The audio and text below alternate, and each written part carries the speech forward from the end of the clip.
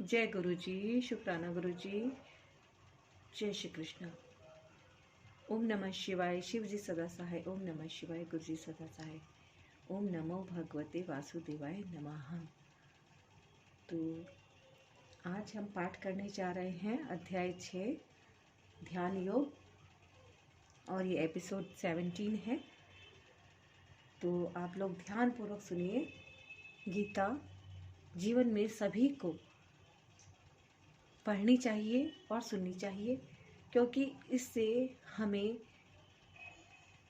थोड़ा बहुत ये समझ में आने लगता है कि हमें मनुष्य योनि जो मिली है इसका कुछ अर्थ है, और हम इस जन्म को सिर्फ इसीलिए प्राप्त किए हुए हैं कि हमें प्रभु की भक्ति करनी है ना।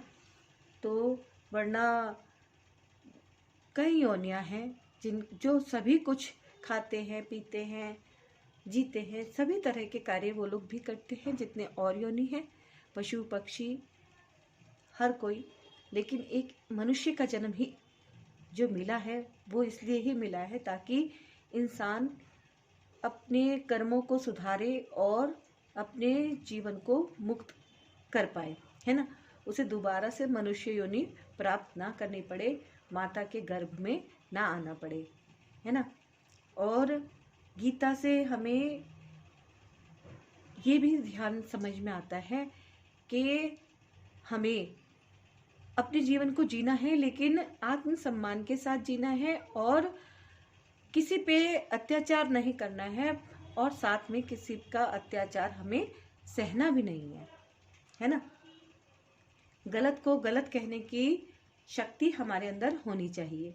और आज जो ये बात कर रहे हैं ध्यान योग, तो ध्यान योग में ये बताया जा रहा है कि मनुष्य किस प्रकार से अपने मन को सशक्त कर सकता है। जबकि अर्जुन कह रहे हैं कि हे प्रभु, मन को यानी कि वायु को एक तरह से बांधना इतना आसान नहीं है। यानी कि चित्त, ये जो हमारा इतना चित्त है ये तो चंचल है, ये स्थिर होता ही नहीं है। कितना भी हम इसको ध्यान को लगाने की कोशिश करें तो ये वापस से उड़ उड़ जाता है, कहीं कहीं भटकता ही रहता है ना।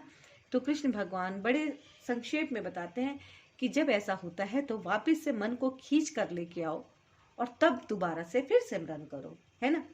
तो यही योग है, और योग में इसी तरह से करते करते इसी को प्रैक्टिस कहा गया है, और इसी से ही चित्त साधने लग जाता है और भगवान के प्रति समर्पित पूरी तरह से हो पाता है। तो शुरुआत कर लेते हैं। जय गुरु जी, जय श्री कृष्ण। भगवान श्री कृष्ण ने कहा, हे महाभाव कुंती पुत्र, निसंदेह चंचल मन को वश में करना अत्यंत कठिन है, किंतु उपयुक्त अभ्यास द्वारा तथा विरक्ति द्वारा ऐसा संभव है। तात्पर्य यह है, अर्जुन द्वारा व्यक्त इस हठीले मन को वश में करने की कठिनाई को भगवान स्वीकार करते हैं, किंतु साथ ही वे सुझाते हैं कि अभ्यास द्वारा, वैराग्य द्वारा यह संभव है। यह अभ्यास क्या है? वर्तमान युग में तीर्थवास, परमात्मा का ध्यान, मन तथा इंद्रियों का निग्रह, ब्रह्मचर्य पालन, एकांतवास आदि कठोर विधि विधानों का पालन कर पाना संभव नहीं है। किंतु कृष्ण भावनामृत के अभ्यास से मनुष्य भगवान की नवधा भक्ति का आचरण करता है। ऐसी भक्ति का प्रथम अंग है कृष्ण के विषय में श्रवण करना, है ना। सबसे पहले क्या करेंगे? हम कृष्ण भगवान के बारे में केवल सुनेंगे, है ना, तभी तो हमें जानकारी हासिल होगी। तो ऐसी भक्ति का प्रथम अंग है कृष्ण के विषय में श्रवण करना। मन को समस्त प्रकार की दुश्चिंताओं से शुद्ध करने के लिए यह परम शक्तिशाली एवं दिव्य विधि है। कृष्ण के विषय में जितना ही अधिक श्रवण किया जाता है, उतना ही मनुष्य उन वस्तुओं के प्रति अनासक्त होता है जो मन को कृष्ण से दूर ले जाने वाली हैं। मन को उन सारे कार्यों से विरक्त कर लेने पर, जिनसे कृष्ण का कोई संबंध नहीं है, मनुष्य सुगमता पूर्वक वैराग्य सीख सकता है। वैराग्य का अर्थ है पदार्थ से विरक्ति और मन का आत्मा में प्रवृत्त होना। निर्विशेष आध्यात्मिक विरक्ति कृष्ण के कार्यकलापों में मन को लगाने की अपेक्षा अधिक कठिन है। यह व्यवहारिक है क्योंकि कृष्ण के विषय में श्रवण करने से मनुष्य स्वतः परमात्मा के प्रति आसक्त हो जाता है। यह आसक्ति परेशानुभूति या आध्यात्मिक तुष्टि कहलाती है। यह वैसे ही है जिस तरह भोजन के प्रत्येक कौर से भूखे को तुष्टि प्राप्त होती है। भूख लगने पर मनुष्य जितना अधिक खाता जाता है उतनी ही अधिक तुष्टि और शक्ति उसे मिलती जाती है। इसी प्रकार भक्ति संपन्न करने से दिव्य तुष्टि की अनुभूति होती है, क्योंकि मन भौतिक वस्तुओं से विरक्त हो जाता है। यह कुछ वैसा ही है जैसे कुशल उपचार तथा सुपथ्य द्वारा रोग का इलाज। अतः भगवान कृष्ण के कार्यकलापों का श्रवण उन्मत्त मन का कुशल उपचार है और कृष्ण को अर्पित भोजन ग्रहण करना रोगी के लिए उपयुक्त पथ्य है। यह उपचार ही कृष्ण भावनामृत की विधि है। जिसका मन उच्छृंखल है उसके लिए आत्म साक्षात्कार कठिन कार्य होता है, किंतु जिसका मन संयमित है और जो समुचित उपाय करता है उसकी सफलता ध्रुव है, ऐसा मेरा मत है। अर्थात तात्पर्य यह है, भगवान घोषणा करते हैं कि जो व्यक्ति अपने मन को भौतिक व्यापारों से विलग करने का समुचित उपचार नहीं करता उसे आत्म साक्षात्कार में शायद ही सफलता प्राप्त हो सके। भौतिक भोग में मन लगाकर योग का अभ्यास करना मानो अग्नि में जल डालकर उसे प्रज्वलित करने का प्रयास करना हो। मन का निग्रह किए बिना योगाभ्यास समय का अपव्यय है। योग का ऐसा प्रदर्शन भले ही भौतिक दृष्टि से लाभप्रद हो, किंतु जहाँ तक आत्म साक्षात्कार का प्रश्न है यह सब व्यर्थ है। अतः मनुष्य को चाहिए कि भगवान की दिव्य प्रेमा भक्ति में निरंतर मन को लगाकर उसे वश में करे। कृष्ण भावनामृत में प्रवृत्त हुए बिना मन को स्थिर कर पाना असंभव है। कृष्ण भावना भावित व्यक्ति बिना किसी अतिरिक्त प्रयास के ही योगाभ्यास का फल सरलता से प्राप्त कर लेता है, किंतु योगाभ्यास करने वाले को कृष्ण भावना भावित हुए बिना सफलता नहीं मिल पाती। अर्जुन ने कहा, हे कृष्ण, इस असफल योगी की गति क्या है जो आरंभ में श्रद्धा पूर्वक आत्म साक्षात्कार की विधि ग्रहण करता है, किंतु बाद में भौतिकता के कारण उससे विचलित हो जाता है और योग सिद्धि को प्राप्त नहीं कर पाता। अर्थात तात्पर्य यह है, भगवत गीता में आत्म साक्षात्कार या योग मार्ग का वर्णन है। आत्म साक्षात्कार का मूलभूत नियम यह है कि जीवात्मा यह भौतिक शरीर नहीं है, अपितु इससे भिन्न है और उसका सुख शाश्वत जीवन, आनंद तथा ज्ञान में निहित है। यह शरीर तथा मन दोनों से परे है। आत्म साक्षात्कार की खोज ज्ञान द्वारा की जाती है। इसके लिए अष्टांग विधि या भक्ति योग का अभ्यास करना उत्तम है। इनमें से प्रत्येक विधि में जीव को अपनी स्वाभाविक स्थिति, भगवान से अपने संबंध तथा मन कार्यों की अनुभूति प्राप्त करनी होती है, जिनके द्वारा वे टूटी हुई श्रृंखला को जोड़ सके और कृष्ण भावना मृत की सर्वोच्च सिद्ध अवस्था प्राप्त कर सके। इन तीनों विधियों में से किसी एक का भी पालन करके मनुष्य देर सवेर अपने चरम लक्ष्य को प्राप्त होता है। भगवान ने द्वितीय अध्याय में इस पर बल दिया है कि दिव्य मार्ग में थोड़े से प्रयास से भी मोक्ष की महती आशा है। इन तीनों में से इस युग के लिए भक्ति योग विशेष रूप से उपयुक्त है, क्योंकि ईश साक्षात्कार की यह श्रेष्ठतम प्रत्यक्ष विधि है। अतः अर्जुन पुनः आश्वस्त होने की दृष्टि से भगवान कृष्ण से अपने पूर्व कथन की पुष्टि करने को कहते हैं। भले ही कोई आत्म साक्षात्कार के मार्ग को निष्ठापूर्वक क्यों न स्वीकार करे, किंतु ज्ञान के अनुशीलन विधि तथा अष्टांग योग का अभ्यास इस युग के लिए सामान्यतः बहुत कठिन है। अतः निरंतर प्रयास होने पर भी मनुष्य अनेक कारणों से असफल हो सकता है। पहला कारण तो यह हो सकता है कि मनुष्य इस विधि का पालन करने में पर्याप्त सतर्क ना रह पाए। दिव्य मार्ग का अनुसरण बहुत कुछ माया के ऊपर धावा बोलना जैसा है।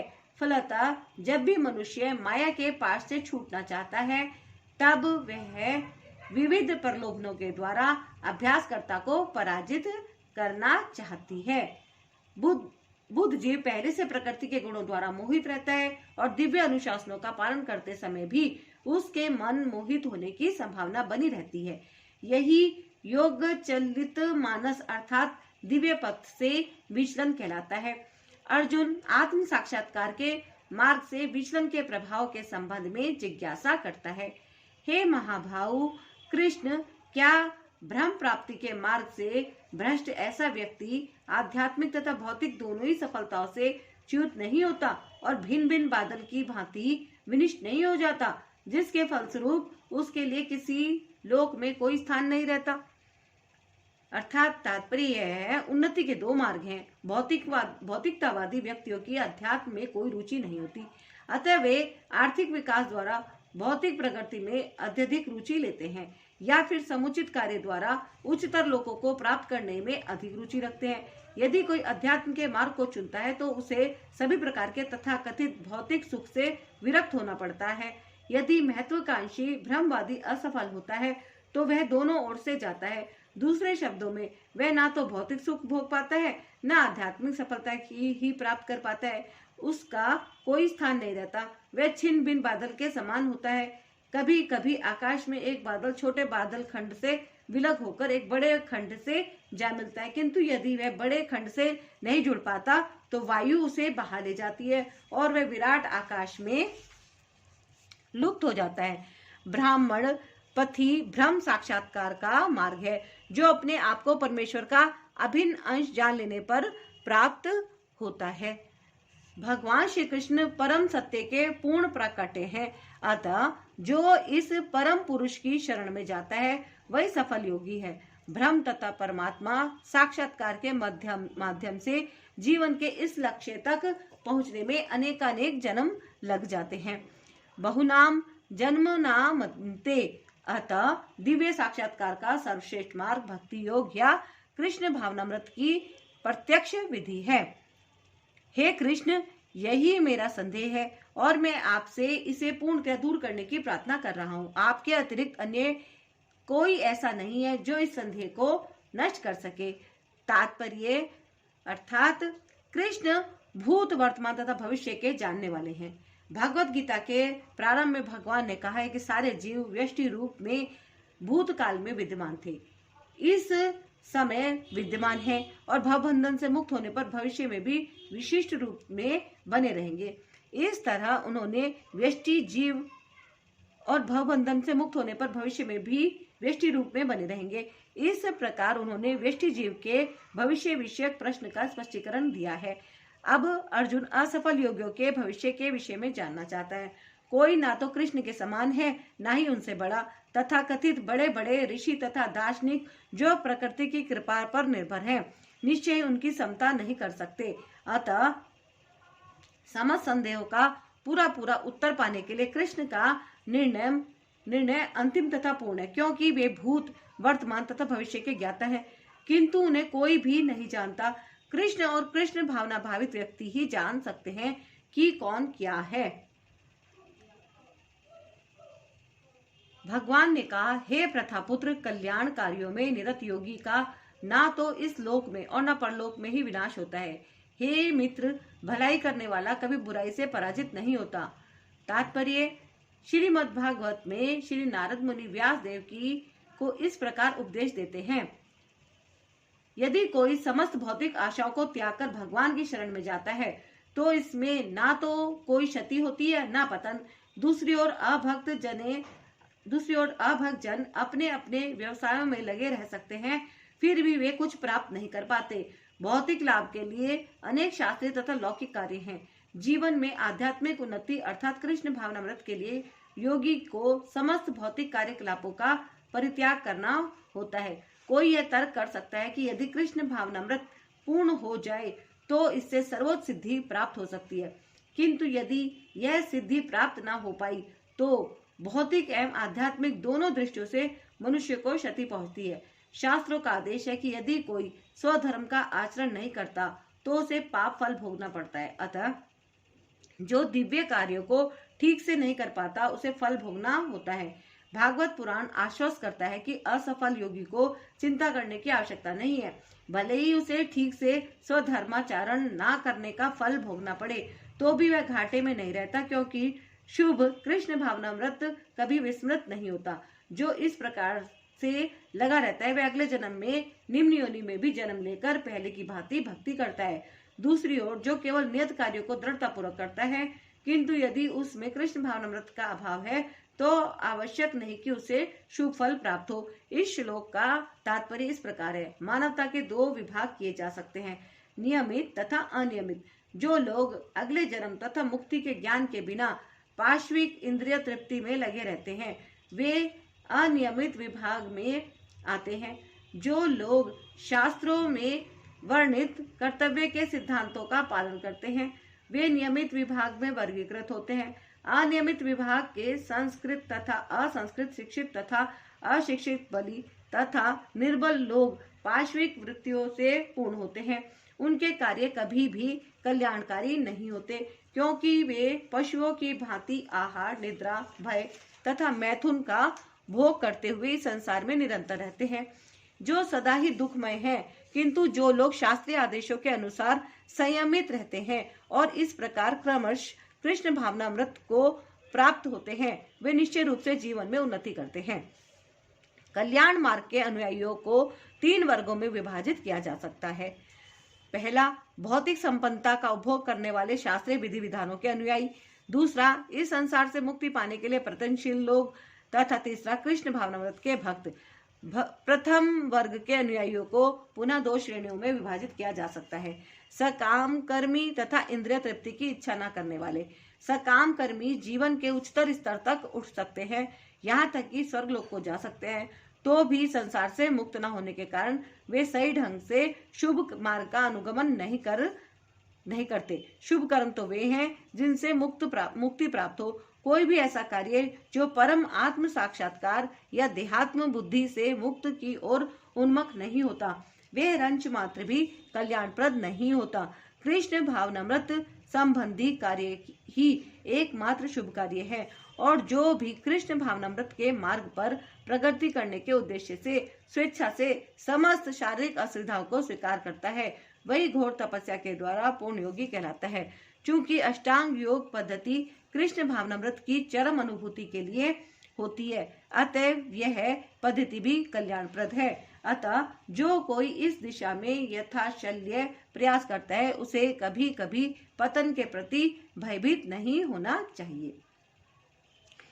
असफल योगी पवित्र आत्माओं के लोकों में अनेकानेक वर्षों तक भोग करने के बाद या तो सदाचारी पुरुषों के परिवार में या कि धनवानों के कुल में जन्म लेता है। तात्पर्य यह है, असफल योगियों की 2 श्रेणियां हैं। एक वे जो बहुत थोड़ी उन्नति के बाद ही भ्रष्ट होते हैं, दूसरे वे जो दीर्घ काल तक योगाभ्यास के बाद भ्रष्ट होते हैं। जो योगी अल्पकालिक अभ्यास के बाद भ्रष्ट होता है वह स्वर्गलोक को जाता है, जहाँ केवल पुण्यात्मा को प्रविष्ट होने दिया जाता है। वहां पर दीर्घ काल तक रहने के बाद उसे पुनः इस लोक में भेजा जाता है, जिससे वे किसी सदाचारी ब्राह्मण वैष्णव के कुल में या धनवान वाणिक के कुल में जन्म ले सके। योगाभ्यास का वास्तविक उद्देश्य कृष्ण भावनामृत की सर्वोच्च सिद्धि प्राप्त करना है, जैसा कि इस अध्याय के अंतिम श्लोक में बताया गया है। किंतु जो इतने अध्यवसायी नहीं होते और जो भौतिक प्रलोभनों के कारण असफल हो जाते हैं, उन्हें अपनी भौतिक इच्छाओं की पूर्ति करने की अनुमति दी जाती है। तत्पश्चात उन्हें सदाचार या धनवान परिवारों में संपन्न जीवन बिताने का अवसर प्रदान किया जाता है। ऐसे परिवारों में जन्म लेने वाले इन सुविधाओं का लाभ उठाते हुए अपने आप को पूर्ण कृष्ण भावनामृत तक ऊपर ले जाते हैं। अथवा यदि दीर्घ काल तक योग करने के बाद असफल रहे तो वे ऐसे योगियों के कुल में जन्म लेता है जो अति बुद्धिमान है। निश्चय ही इस संसार में ऐसा जन्म दुर्लभ है।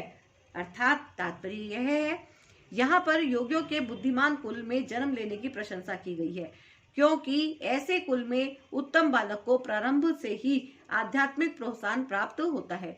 विशेषतया आचार्यों या गोस्वामियों के कुल में ऐसी परिस्थिति है। ऐसे कुल अत्यंत विद्वान होते हैं और परंपरा तथा प्रशिक्षण के कारण श्रद्धावान होते हैं। इस प्रकार वे गुरु बनते हैं। भारत में ऐसे अनेक आचार्य कुल हैं जिन्हें अब वे अपर्याप्त विद्या तथा प्रशिक्षण के कारण पतनशील हो चुके हैं। भगवत कृपा से अभी भी कुछ ऐसे परिवार हैं जिनमें पीढ़ी दर पीढ़ी योगियों को प्रश्रय मिलता है। ऐसे परिवारों में जन्म लेना सचमुच ही अत्यंत सौभाग्य की बात है। सौभाग्यवश हमारे गुरु विष्णुपाद श्री मद भक्ति सिद्धांत सरस्वती गोस्वामी महाराज को तथा स्वयं हमें भी ऐसे परिवारों में जन्म लेने का अवसर प्राप्त हुआ। हम दोनों को बचपन से ही भगवत भक्ति करने का प्रशिक्षण दिया गया। बाद में दिव्य व्यवस्था के अनुसार हमारी उनसे भेंट हुई। हे गुरुनंदन, ऐसा जन्म पाकर वह अपने पूर्व जन्म की दैवी चेतना को पुनः प्राप्त करता है और पूर्ण सफलता प्राप्त करने के उद्देश्य से वह आगे उन्नति करने का प्रयास करता है। तात्पर्य यह है, राजा भरत जिन्हें तीसरे जन्म में उत्तम ब्राह्मण कुल में जन्म मिला, पूर्व दिव्य चेतना की पुनः प्राप्ति के लिए उत्तम जन्म के उदाहरण स्वरूप हैं। भरत विश्व भर के सम्राट थे और तभी से यह लोक देवताओं के बीच भारतवर्ष के नाम से विख्यात है। पहले यह इलाव्रत वर्ष के नाम से ज्ञात था। भरत ने अल्पायु में ही आध्यात्मिक सिद्धि के लिए संन्यास ग्रहण कर लिया था, किंतु वे सफल नहीं हो सके। अगले जन्म में उन्हें उत्तम ब्राह्मण कुल में जन्म लेना पड़ा और वे जड़ भरत कहलाए, क्योंकि वे एकांतवास करते थे तथा किसी से बोलते न थे। बाद में राजा रहुगण ने उन्हें महानतम योगी के रूप में पाया। उनके जीवन से यह पता चलता है कि दिव्य प्रयास तथा योगाभ्यास कभी व्यर्थ नहीं जाता। भगवत कृपा से योगी को कृष्ण भावनामृत में पूर्ण सिद्धि प्राप्त करने के बारंबार सुयोग प्राप्त होते रहते हैं। अपने पूर्व जन्म की दैवी चेतना से वह न चाहते हुए भी स्वतः योग के नियमों की ओर आकर्षित होता है। ऐसा जिज्ञासु योगी शास्त्रों के अनुष्ठानों से परे स्थित होता है। अर्थात तात्पर्य यह है, उन्नत योगी जन शास्त्रों के अनुशासन के प्रति अधिक आकृष्ट नहीं होते, किंतु योग नियमों के प्रति स्वतः आकृष्ट होते हैं, जिनके द्वारा वे कृष्ण भावनामृत में आरूढ़ हो सकते हैं। श्रीमद् भागवत में उन्नत योगियों द्वारा वैदिक अनुष्ठानों के प्रति अवहेलना की व्याख्या इस प्रकार की गई है। हे भगवान, जो लोग आपके पवित्र नाम का जप करते हैं वे चांडालों के परिवारों में जन्म लेकर भी आध्यात्मिक जीवन में अत्यधिक प्रगत होते हैं। ऐसे जपकर्ता निसंदेह सभी प्रकार के तप और यज्ञ कर चुके होते हैं, तीर्थ स्थानों में स्नान कर चुके होते हैं और समस्त शास्त्रों का अध्ययन कर चुके होते हैं। इसका सुप्रसिद्ध उदाहरण भगवान चैतन्य ने प्रस्तुत किया, जिन्होंने ठाकुर हरदास को अपने परम प्रिय शिष्य के रूप में स्वीकार किया। यद्यपि हरिदास का जन्म एक मुसलमान परिवार में हुआ था, किंतु भगवान चैतन्य ने उन्हें नामाचार्य की पदवी प्रदान की, क्योंकि वे प्रतिदिन नियम पूर्वक 3 लाख भगवान के पवित्र नामों हरे कृष्ण कृष्ण कृष्ण हरे हरे, हरे राम राम राम हरे हरे का जप करते थे। और चूंकि वे निरंतर भगवान के पवित्र नाम का जप करते रहते थे, अतः यह समझा जाता है कि पूर्व जन्म में उन्होंने शब्द ब्रह्म नामक वेद वर्णित कर्म कांडों को पूरा किया होगा। अतएव जब तक कोई पवित्र नहीं होता तब तक कृष्ण भावनामृत के नियमों को ग्रहण नहीं करता या भगवान के पवित्र नाम हरे कृष्ण का जप नहीं कर सकता। और जब योगी समस्त कल्मश से शुद्ध होकर सच्ची निष्ठा से आगे प्रगति करने का प्रयास करता है, तो अंततोगत्वा अनेकानेक जन्मों के अभ्यास के पश्चात सिद्धि लाभ करके वह परम गंतव्य को प्राप्त करता है। अर्थात तात्पर्य यह है, सदाचारी धनवान या पवित्र कुल में उत्पन्न पुरुष योगाभ्यास के अनुकूल परिस्थिति से सचेष्ट हो जाता है। अतः वह दृढ़ संकल्प करके अपने अधूरे कार्यों को करने में लग जाता है और इस प्रकार वह अपने को समस्त भौतिक कल्मश से शुद्ध कर लेता है। समस्त कल्मश से मुक्त होने पर उसे परम सिद्धि कृष्ण भावना भावित प्राप्त होती है। कृष्ण भावनामृत की समस्त कल्मश से मुक्त होने की पूर्ण अवस्था है। इसकी कृष्ण भावनामृत ही समस्त कल्मश से मुक्त होने की पूर्ण अवस्था है। इसकी पुष्टि भगवत गीता में हुई है। अनेक जन्मों तक पुण्य कर्म करने से जब कोई समस्त कलमश तथा मोहमय द्वंद्वों से पूर्णतया मुक्त हो जाता है, तभी वह भगवान की दिव्य प्रेमा भक्ति में लग पाता है। योगी पुरुष तपस्वी से, ज्ञानी से तथा सकाम कर्मी से बढ़कर होता है। अतः हे अर्जुन, तुम सभी प्रकार से योगी बनो। अर्थात तात्पर्य यह है, जब हम योग का नाम लेते हैं तो हम अपनी चेतना को परम सत्य के साथ जोड़ने की बात करते हैं। विविध अभ्यासकर्ता इस पद्धति को ग्रहण की गई विशेष विधि के अनुसार विभिन्न नामों से पुकारते हैं। जब यह योग पद्धति सकाम कर्मों से मुख्यतः संबंधित होती है तो कर्म योग कहलाती है।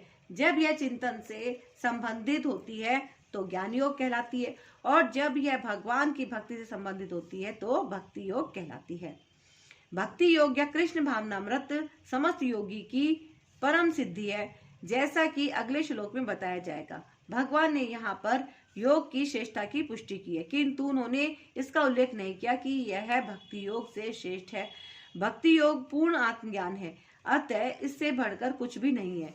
आत्मज्ञान के बिना तपस्या अपूर्ण है। परमेश्वर के प्रति समर्पित हुए बिना ज्ञान योग भी अपूर्ण है।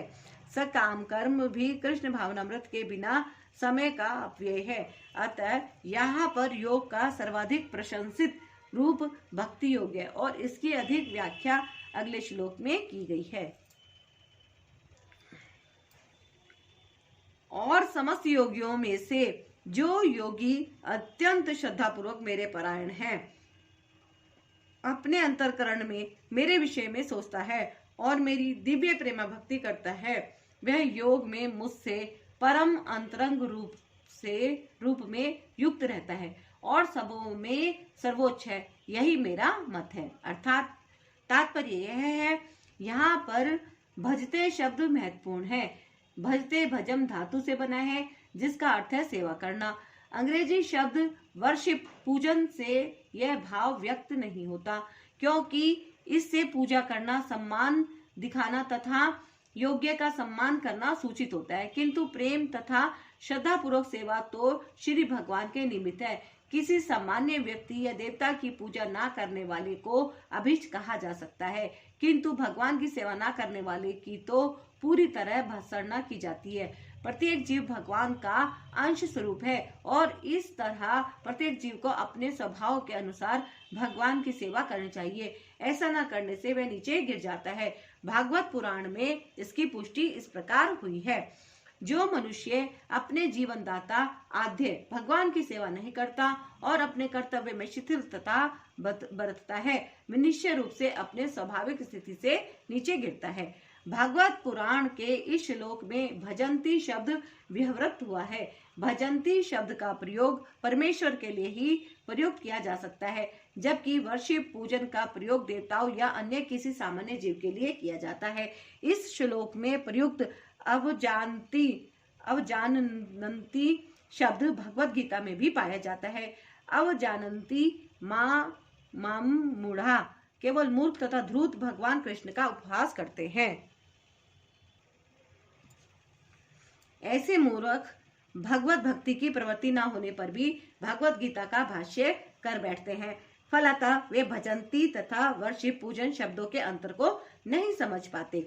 भक्ति योग समस्त योगों की परिणति है। अन्य योग तो भक्ति योग में भक्ति तक पहुंचने के साधन मात्र है।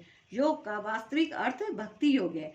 अन्य सारे योग भक्ति योग रूपी गंतव्य की दिशा में अग्रसर होते हैं। कर्म योग से लेकर भक्ति योग तक का लंबा रास्ता आत्म साक्षात्कार तक जाता है। निष्काम कर्म योग इस रास्ते मार्ग का आरंभ है। जब कर्म योग में ज्ञान तथा वैराग्य की वृद्धि होती है तो यह अवस्था ज्ञान योग कहलाती है।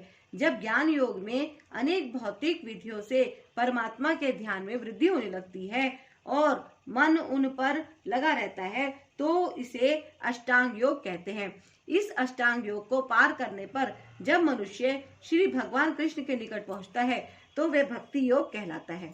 यथार्थ में भक्ति योग ही चरम लक्ष्य है, किंतु भक्ति योग का सूक्ष्म विश्लेषण करने के लिए अन्य योगों को समझना होता है। अतः जो योगी प्रगतिशील होता है वह शाश्वत कल्याण के सही मार्ग पर रहता है।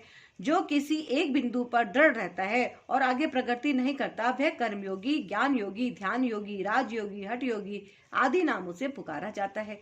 यदि कोई इतना भाग्यशाली होता है कि भक्ति योग को प्राप्त हो, तो यह समझना चाहिए कि उसने समस्त योगों को पार कर लिया है। अतः कृष्ण भावना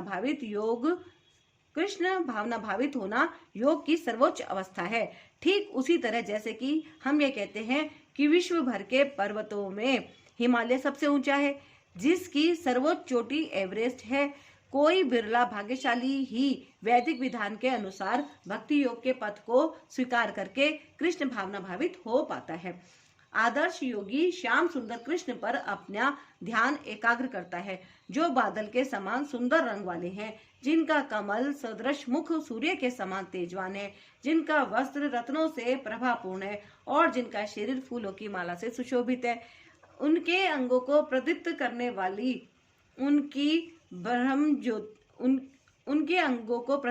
वाली उनकी ज्योति ब्रह्म ज्योति कहलाती है। वे राम, नरसिंह, वराह तथा श्री भगवान कृष्ण जैसे विभिन्न रूपों में अवतरित होते हैं। वे सामान्य व्यक्ति की भांति माता यशोदा के पुत्र रूप में जन्म ग्रहण करते हैं और कृष्ण, गोविंद तथा वासुदेव के नाम से जाने जाते हैं। वे पूर्ण बालक, पूर्ण पति, पूर्ण सखा तथा पूर्ण स्वामी हैं और वे समस्त ऐश्वर्य तथा दिव्य गुणों से ओतप्रोत हैं।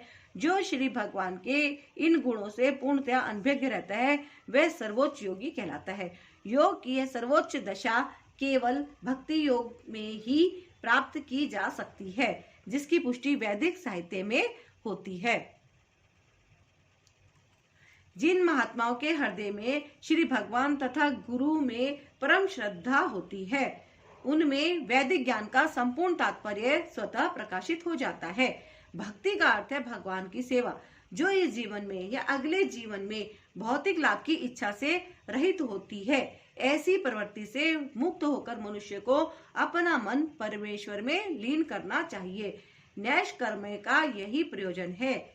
ये सभी कुछ ऐसे साधन हैं जिनसे योग की परम संसिद्धिमयी अवस्था भक्ति या कृष्ण भावना व्रत को संपन्न किया जा सकता है। इस प्रकार श्रीमद् भागवत गीता के 6ठे अध्याय ध्यान योग का भक्ति वेदांत तात्पर्य पूर्ण हुआ।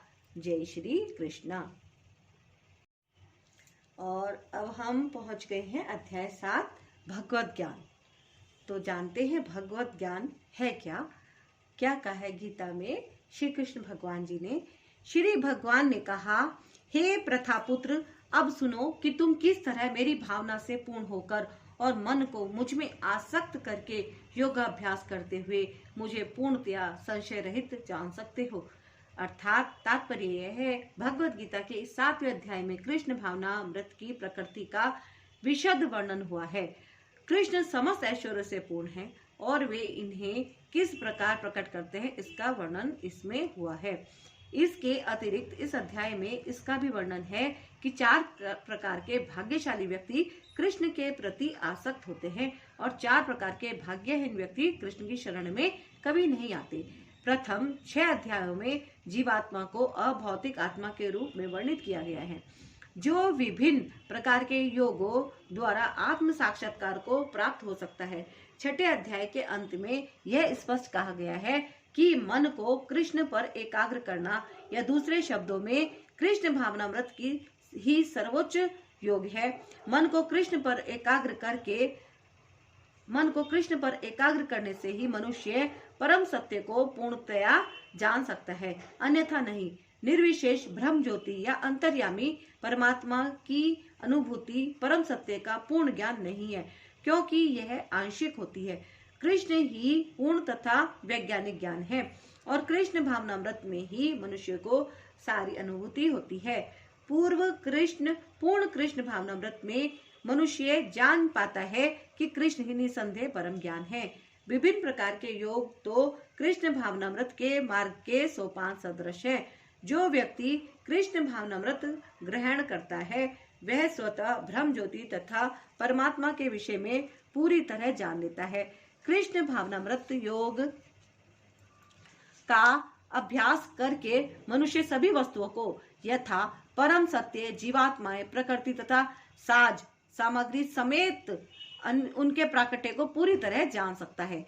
अतः मनुष्य को चाहिए कि छठे अध्याय के अंतिम श्लोक के अनुसार योग का अभ्यास करे। परमेश्वर कृष्ण पर ध्यान की एकाग्रता को नवधा भक्ति के द्वारा संभव बनाया जा सकता है, जिसमें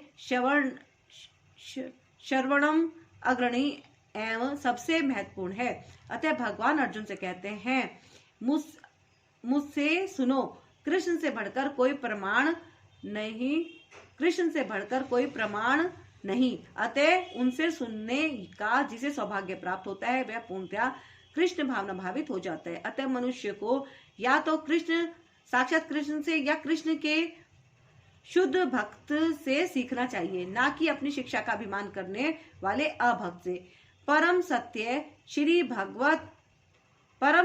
भगवान कृष्ण को जानने की विधि का वर्णन श्रीमद् भागवत के प्रथम स्कंद के द्वितीय अध्याय में इस प्रकार हुआ है। वैदिक साहित्य से श्री कृष्ण के विषय में सुनना या भगवत गीता से साक्षात उन्हीं से सुनना अपने आप में पूर्ण कर्म है, और जो प्रत्येक हृदय में वास करने वाले भगवान कृष्ण के विषय में सुनता है उसके लिए वे शुभेच्छु मित्र की भांति कार्य करते हैं, और जो भक्त निरंतर उनका श्रवण करता है उसे वे शुद्ध कर देते हैं। इस प्रकार भक्त अपने सुप्त दिव्य ज्ञान को फिर से पा लेता है। ज्यों ज्यों वे भागवत तथा भक्तों से कृष्ण के विषय में अधिकाधिक सुनता है, त्यों त्यों वह भगवत भक्ति में स्थिर होता जाता है। भक्ति के विकसित होने पर वह रजो तथा तमो गुणों से मुक्त हो जाता है, और इस प्रकार भौतिक काम तथा लोभ कम हो जाता है। जब वे कल्मश दूर हो जाते हैं तो भक्त सतोगुण में स्थिर हो जाता है, भक्ति के द्वारा स्फूर्ति प्राप्त करता है और भगवत तत्व को पूरी तरह जान लेता है। भक्ति योग भौतिक मोह की कठिन ग्रंथि को भेदता है और भक्त को ससंशय समग्रम अर्थात परम सत्य श्री भगवान को समझाने की अवस्था को प्राप्त कराता है। अतः श्री कृष्ण से या कृष्ण भावना भावित भक्तों के मुखों से सुनकर ही कृष्ण तत्व को जाना जा सकता है। अब मैं तुमसे पूर्ण रूप से व्यवहारिक तथा दिव्य ज्ञान कहूंगा। इसे जान लेने पर तुम्हें जानने के लिए और कुछ भी शेष नहीं रहेगा। अर्थात तात्पर्य यह है, पूर्ण ज्ञान में प्रत्यक्ष जगत, इसके पीछे काम करने वाला आत्मा तथा इन दोनों के उद्गम सम्मिलित हैं। यह दिव्य ज्ञान है। भगवान उपयुक्त ज्ञान पद्धति बताना चाहते हैं, क्योंकि अर्जुन उनका विश्वस्त भक्त तथा मित्र है। चतुर्थ अध्याय के प्रारंभ में इसकी व्याख्या भगवान कृष्ण ने की और उसी की पुष्टि यहाँ पर हो रही है। भगवत भक्त द्वारा पूर्ण ज्ञान का लाभ भगवान से प्रारंभ होने वाली गुरु परंपरा से ही किया जा सकता है। अतः मनुष्य को इतना बुद्धिमान तो होना ही चाहिए कि वह समस्त ज्ञान के उद्गम को जान सके, जो समस्त कारणों का कारण है और समस्त योगों में ध्यान का एकमात्र लक्ष्य है। जब समस्त कारणों के कारण का पता चल जाता है तो सभी ज्ञेय वस्तुएं ज्ञात हो जाती हैं और कुछ भी अज्ञेय नहीं रह जाता। वेदों का कहना है, कास्मिन् भगवो विज्ञाते सर्वमिदं विज्ञातम भवति। कई हजार मनुष्यों में से कोई एक सिद्धि के लिए प्रयत्नशील होता है और इस तरह सिद्धि प्राप्त करने वालों में से विरला ही कोई एक मुझे वास्तव में जान पाता है। अर्थात तात्पर्य यह है, मनुष्य की विभिन्न कोटियां हैं और हजारों मनुष्यों में से शायद कोई विरला मनुष्य ही यह जानने में रुचि रखता है कि आत्मा क्या है, शरीर क्या है और परम सत्य क्या है। सामान्यतया मानव आहार, निद्रा, भय तथा मैथुन जैसी पशु वृत्तियों में लगा रहता है और मुश्किल से कोई एक दिव्य ज्ञान में रुचि रखता है। गीता के प्रथम 6 अध्याय उन लोगों के लिए हैं जिनकी रुचि दिव्य ज्ञान में आत्मा, परमात्मा तथा ज्ञान योग, ध्यान योग द्वारा अनुभूति की क्रिया में तथा पदार्थ में आत्मा के पार्थक्य को जानने में है। किंतु कृष्ण तो केवल उन्हीं व्यक्तियों द्वारा ज्ञेय हैं जो कृष्ण भावना भावित हैं। अन्य योगी निर्विशेष ब्रह्म अनुभूति प्राप्त कर सकते हैं, क्योंकि कृष्ण को जानने की अपेक्षा यह सुगम है। कृष्ण परम पुरुष हैं, किंतु साथ ही वे ब्रह्म तथा परमात्मा ज्ञान से परे हैं। योगी तथा ज्ञानी जन कृष्ण को नहीं समझ पाते। यद्यपि महानतम निर्विशेषवादी मायावादी शंकराचार्य ने अपने गीता भाष्य में स्वीकार किया है कि कृष्ण भगवान है, किंतु उनके अनुयायी इसे स्वीकार नहीं करते, क्योंकि भले ही किसी को निर्विशेष ब्रह्म की दिव्य अनुभूति क्यों न हो, कृष्ण को जान पाना अत्यंत कठिन है। कृष्ण भगवान समस्त कारणों के कारण आदि पुरुष गोविंद हैं। ईश्वर अभक्तों के लिए उन्हें जान पाना अत्यंत कठिन है। यद्यपि अभक्त गण यह घोषित करते हैं कि भक्ति का मार्ग सुगम है, किंतु वे इस पर चलते नहीं। यदि भक्ति मार्ग इतना सुगम है जितना अभक्त गण कहते हैं, तो फिर वे कठिन मार्ग को क्यों ग्रहण करते हैं? वास्तव में भक्ति मार्ग सुगम नहीं है। भक्ति के ज्ञान से हीन अनधिकारी लोग द्वारा ग्रहण किया जाने वाला तथा कथित भक्ति मार्ग भले ही सुगम हो, किंतु जब विधि विधानों के अनुसार दृढ़ता पूर्वक इसका अभ्यास किया जाता है, तो मीमांसक तथा दार्शनिक इस मार्ग से गुमराह हो जाते हैं। श्रील रूप गोस्वामी अपनी कृति भक्ति रसामृत सिंधु में लिखते हैं, वह भगवत भक्ति जो उपनिषदों, पुराणों तथा नारद पंच रात्र जैसे प्रामाणिक वैदिक ग्रंथ की अवहेलना करती है, समाज में व्यर्थी अव्यवस्था फैलाने वाली है। ब्रह्मवेत्ता निर्विशेषवादी या परमात्मा वेत्ता योगी भगवान श्री कृष्ण को यशोदा नंदन या पार्थ सारथी के रूप में कभी नहीं समझ सकते। कभी कभी बड़े बड़े देवता भी कृष्ण के विषय में भ्रमित हो जाते हैं। भगवान कहते हैं कि कोई भी मुझे उस रूप में तत्वत नहीं जानता जैसा मैं हूँ, और यदि कोई जानता है तो ऐसा महात्मा विरला होता है। अतः भगवान की भक्ति किए बिना कोई भगवान को तत्वत नहीं जान पाता, भले ही वह महान विद्वान या दार्शनिक क्यों न हो। केवल शुद्ध भक्त ही कृष्ण के अचिंत्य गुणों को सब कारणों के कारण रूप में, उनकी सर्वशक्तिमता तथा ऐश्वर्य, उनकी संपत्ति, यश, बल, सौंदर्य, ज्ञान तथा वैराग्य के विषय में कुछ कुछ जान सकता है, क्योंकि कृष्ण अपने भक्तों पर दयालु होते हैं। ब्रह्म साक्षात्कार की वे पराकाष्ठा है, और केवल भक्तगण ही उन्हें तत्वत जान सकते हैं। अतएव भक्ति रसामृत सिंधु में कहा गया है, कुंठित इंद्रियों के द्वारा कृष्ण को तत्वत नहीं समझा जा सकता, किंतु भक्तों द्वारा की गई अपनी दिव्य सेवा से प्रसन्न होकर वे भक्तों को आत्म तत्व प्रकाशित करते हैं। पृथ्वी, जल, अग्नि, वायु, आकाश, मन, बुद्धि तथा अहंकार, ये 8 प्रकार से विभक्त मेरी भिन्न अपरा प्रकृतियां हैं। अर्थात तात्पर्य यह है, ईश्वर विज्ञान भगवान की स्वाभाविक स्थिति तथा उनकी विविध शक्तियों का विश्लेषण करता है। भगवान के विभिन्न पुरुष अवतारों विस्तारों की शक्ति को प्रकृति कहा जाता है, जैसा कि सात्वत तंत्र में उल्लेख मिलता है। सृष्टि के लिए भगवान कृष्ण का स्वांश 3 विष्णुओं का रूप धारण करता है। पहले महाविष्णु हैं, जो संपूर्ण भौतिक शक्ति महतत्व को उत्पन्न करते हैं। द्वितीय गर्भोदकशाही विष्णु है, जो समस्त ब्रह्मांडों में प्रविष्ट होकर उनमें विविधता उत्पन्न करते हैं। तृतीय शिरोदकशाही विष्णु है, जो समस्त ब्रह्मांडों में सर्वव्यापी परमात्मा के रूप में फैले हुए हैं और परमात्मा कहलाते हैं। वे प्रत्येक परमाणु तक के भीतर उपस्थित हैं। जो भी इन तीनों विष्णु रूपों को जानता है, वह भवबंधन से मुक्त हो सकता है। यह भौतिक जगत भगवान की शक्तियों में से एक का क्षणिक प्राकट्य है। इस जगत की सारी क्रियाएं भगवान कृष्ण के इन तीनों विष्णु अंशों द्वारा निर्देशित है। ये पुरुष अवतार कहलाते हैं। सामान्य रूप से जो व्यक्ति ईश्वर तत्व कृष्ण को नहीं जानता, वह यह मान लेता है कि यह संसार जीवों के भोग के लिए है और सारे जीव पुरुष हैं, भौतिक शक्ति के कारण नियंता तथा भोक्ता है। भगवत गीता के अनुसार यह नास्तिक निष्कर्ष झूठा है। प्रस्तुत श्लोक में कृष्ण को इस जगत का आदि कारण माना गया है। श्रीमद् भागवत से भी इसकी पुष्टि होती है। भगवान की पृथक पृथक शक्तियां इस भौतिक जगत के घटक हैं। यहाँ तक कि निर्विशेषवादी का चरम लक्ष्य ब्रह्म ज्योति भी एक आध्यात्मिक शक्ति है, जो परव्योम में प्रकट होती है। ब्रह्म ज्योति में वैसी विभिन्नताएं नहीं जैसे कि वैकुंठ लोकों में है। फिर भी निर्विशेषवादी इस ब्रह्म ज्योति को परम शाश्वत लक्ष्य स्वीकार करते हैं। परमात्मा की अभिव्यक्ति भी शिरोदकशाही विष्णु का एक क्षणिक सर्वव्यापी पक्ष है। आध्यात्मिक जगत में परमात्मा की अभिव्यक्ति शाश्वत नहीं होती, अतः यथार्थ परम सत्य तो श्री भगवान कृष्ण है।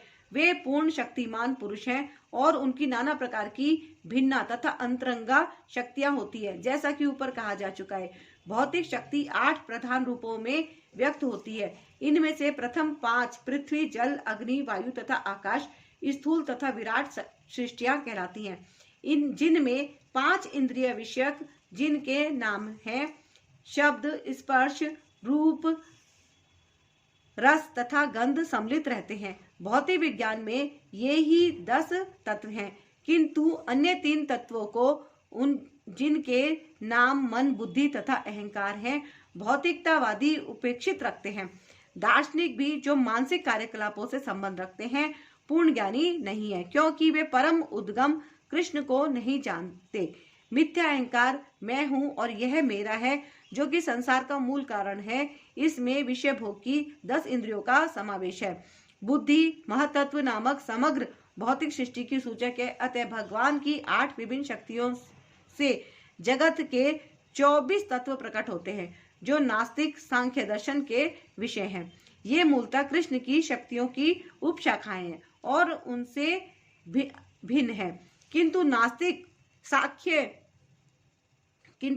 सांख्य दार्शनिक अल्प ज्ञान के कारण यह नहीं जान पाते कि कृष्ण समस्त कारणों के कारण है।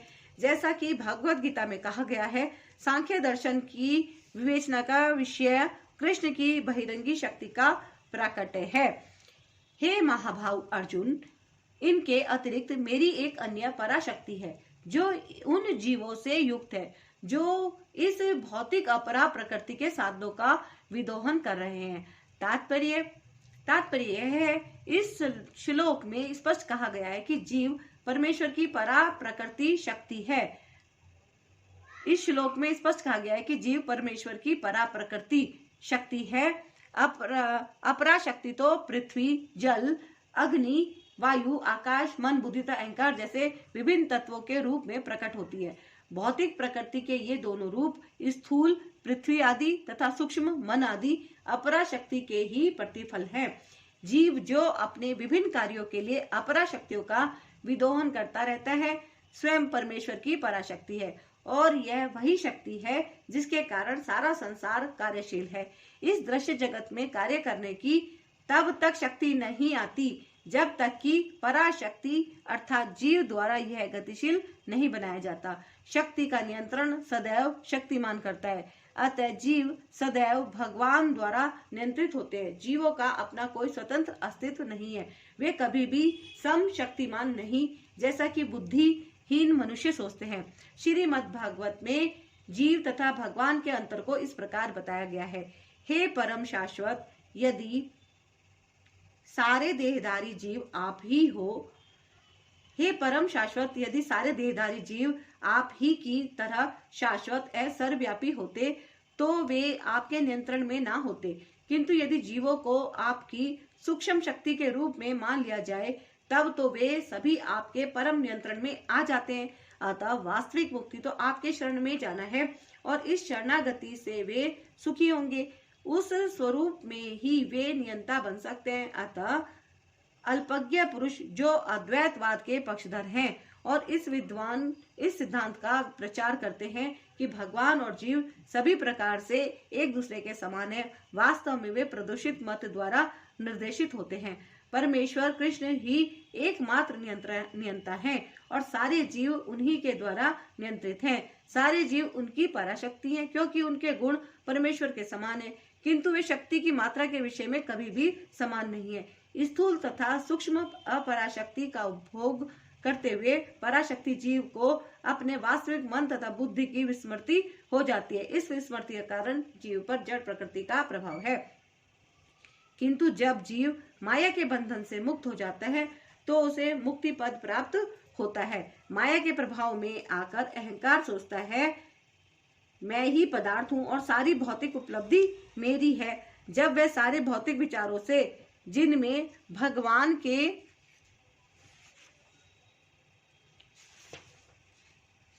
साथ तादात्म्य भी सम्मिलित है, मुक्त हो जाता है, तो उसे वास्तविक स्थिति प्राप्त होती है। अतः ये निष्कर्ष निकाला जा सकता है कि गीता जीव को कृष्ण की अनेक शक्तियों में से एक मानती है, और जब यह शक्ति भौतिक कलमश से मुक्त हो जाती है तो यह पूर्णतया कृष्ण भावना भावित या बंधन मुक्त हो जाती है। सारे प्राणियों का उद्गम इन दोनों शक्तियों में है। इस जगत में जो कुछ भी भौतिक तथा आध्यात्मिक है, उसकी उत्पत्ति तथा प्रलय मुझे ही जानो। अर्थात तात्पर्य, जितनी वस्तुएं विद्यमान हैं, वे पदार्थ तथा आत्मा के प्रतिफल है। आत्मा सृष्टि का मूल क्षेत्र है और पदार्थ आत्मा द्वारा उत्पन्न किया जाता है। भौतिक विकास की किसी भी अवस्था में आत्मा की उत्पत्ति नहीं होती, अपितु यह भौतिक जगत आध्यात्मिक शक्ति के आधार पर ही प्रकट होता है। इस भौतिक शरीर का इसलिए विकास हुआ क्योंकि इसके भीतर आत्मा उपस्थित है। एक बालक धीरे धीरे बढ़कर कुमार तथा अंत में युवा बन जाता है क्योंकि उसके भीतर आत्मा उपस्थित है। इसी प्रकार इस विराट ब्रह्मांड की समग्र सृष्टि का विकास परमात्मा विष्णु की उपस्थिति के कारण होता है। अतः आत्मा तथा पदार्थ मूलतः भगवान की दो शक्तियां हैं, जिनके संयोग से विराट ब्रह्मांड प्रकट होता है। अतः भगवान ही सभी वस्तुओं के आदि कारण है। भगवान का अंश रूप जीवात्मा भले ही किसी गगनचुंबी प्रासाद या किसी महान कारखाने या किसी महानगर का निर्माता हो सकता है, किंतु वह विराट ब्रह्मांड का कारण नहीं हो सकता। इस विराट ब्रह्मांड का सृष्टा भी विराट आत्मा या परमात्मा है, और परमेश्वर कृष्ण विराट तथा लघु दोनों ही आत्माओं के कारण है। अतः वे समस्त कारणों के कारण है। इसकी पुष्टि कठोपनिषद में हुई है। हे धनंजय, मुझसे श्रेष्ठ कोई सत्य नहीं है। जिस प्रकार मोती धागे में गुथे रहते हैं, उसी प्रकार सब कुछ मुझ पर ही आश्रित है। अर्थात तात्पर्य यह है, परम सत्य साकार है या निराकार, इस पर सामान्य विवाद चलता है। जहाँ तक भगवत गीता का प्रश्न है, परम सत्य तो श्री भगवान श्री कृष्ण है और इसकी पुष्टि पद पद पर होती है। इस श्लोक में विशेष रूप से बल है कि परम सत्य पुरुष रूप है। इस बात की कि भगवान ही परम सत्य हैं, ब्रह्म संहिता में भी पुष्टि हुई है। परम सत्य श्री भगवान कृष्ण ही हैं, जो आदि पुरुष हैं, समस्त आनंद के आगार गोविंद हैं और सच्चिदानंद स्वरूप हैं। ये सब प्रमाण निर्विवाद रूप से प्रमाणित करते हैं कि परम सत्य परम पुरुष है, जो समस्त कारणों का कारण है। फिर भी निरीश्वरवादी श्वेताश्तर उपनिषद में उपलब्ध वैदिक मंत्र के आधार पर तर्क करते हैं। भौतिक जगत में ब्रह्मांड के आदि जीव ब्रह्म को देवताओं, मनुष्य तथा निम्न प्राणियों में सर्वश्रेष्ठ माना जाता है, किंतु ब्रह्म के परे एक इंद्रियातीत ब्रह्म है, जिसका कोई भौतिक स्वरूप नहीं होता और जो समस्त भौतिक कल्मश से रहित होता है। जो व्यक्ति उसे जान लेता है वह भी दिव्य बन जाता है, किंतु जो उसे नहीं जान पाते वे सांसारिक दुखों को भोगते रहते हैं। निर्विशेषवादी अरूपम शब्द का विशेष बल देते हैं, किंतु यह अरूपम शब्द निराकार नहीं है, यह दिव्य सच्चिदानंद स्वरूप का सूचक है, जैसा कि ब्रह्म संहिता में वर्णित है और ऊपर उद्धत है। श्वेताश्तर उपनिषद के अन्य श्लोकों से भी इसकी पुष्टि होती है। मैं उन भगवान को जानता हूँ जो अंधकार की समस्त भौतिक अनुभूतियों से परे है। उनको जानने वाला ही जन्म तथा मृत्यु के बंधन का उल्लंघन कर सकता है। उस परम पुरुष के इस ज्ञान के अतिरिक्त मोक्ष का कोई अन्य साधन नहीं है। उन परम पुरुष से बढ़कर कोई सत्य नहीं, क्योंकि वे श्रेष्ठतम है। वे सूक्ष्म से भी सूक्ष्मतर हैं और महान से भी महानतर हैं। वे मूक वृक्ष के समान स्थित हैं और दिव्य आकाश को प्रकाशित करते हैं। जिस प्रकार वृक्ष अपनी जड़ें फैलाता है, वे भी अपनी विस्तृत शक्तियों का प्रसार करते हैं। इन श्लोकों से निष्कर्ष निकलता है कि परम सत्य ही श्री भगवान है, जो अपनी विविध परा अपरा शक्तियों के द्वारा सर्वव्यापी हैं। हे कुंती पुत्र, मैं जल का स्वाद हूँ, सूर्य तथा चंद्रमा का प्रकाश हूँ, वैदिक मंत्रों में ओंकार हूँ, आकाश में ध्वनि तथा मनुष्य में सामर्थ्य हूँ। अर्थात तात्पर्य यह श्लोक बताता है कि भगवान किस प्रकार अपनी विविध परा तथा अपरा शक्तियों द्वारा सर्वव्यापी है। परमेश्वर की प्रारंभिक अनुभूति उनकी विभिन्न शक्तियों द्वारा हो सकती है और इस प्रकार उनका निराकार रूप में अनुभव होता है। जिस प्रकार सूर्य देवता एक पुरुष है और अपनी सर्वव्यापी शक्ति सूर्य प्रकाश द्वारा अनुभव किया जाता है, उसी प्रकार भगवान अपने धाम में रहते हुए भी अपनी सर्वव्यापी शक्तियों द्वारा अनुभव किए जाते हैं। जल का स्वाद जल का मूलभूत गुण है। कोई भी व्यक्ति समुद्र का जल नहीं पीना चाहता, क्योंकि इसमें शुद्ध जल के स्वाद के साथ साथ नमक मिला रहता है। जल के प्रति आकर्षण का कारण स्वाद की शुद्धि है और यह शुद्ध स्वाद भगवान की शक्तियों में से एक है। निर्विशेषवादी व्यक्ति जल में भगवान की उपस्थिति जल के स्वाद के कारण अनुभव करता है और सगुणवादी भगवान का गुणगान करता है, क्योंकि वे प्यास बुझाने के लिए सुस्वादु जल प्रदान करते हैं। परमेश्वर को अनुभव करने की यही विधि है। व्यवहारतः सगुणवाद तथा निर्विशेषवाद में कोई मतभेद नहीं है। जो ईश्वर को जानता है वह यह भी जानता है कि प्रत्येक वस्तु में एक साथ सगुण बोध तथा निर्गुण बोध निहित होता है और उनमें कोई विरोध नहीं है। अतः भगवान चैतन्य से अपना शुद्ध सिद्धांत प्रतिपादित